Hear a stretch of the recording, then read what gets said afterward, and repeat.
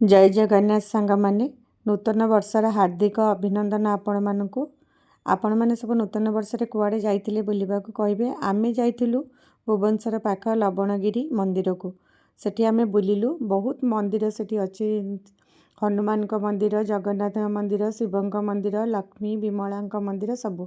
से मंदिर टी भी नुआ से बहुत कम आहरी अच्छी कम चली बर्तमान सब एत सुंदर लगिला परिवेशटी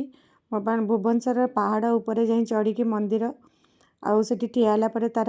चारिपाखर सब सिनेरी गुरा एत सुंदर देखागला बहुत भल लगिला आम दर्शन करके आसिलु आम तो जगन्नाथ को दर्शन करने को पुरी जाई पार्लुनी किंतु एठी जगन्नाथ को आम दर्शन करदेलु एठी शिव मंदिर आगे बसिचंती ये दर्शन करके आम फेरी आसिलु जेहेतु आम खाई जाई नथुलु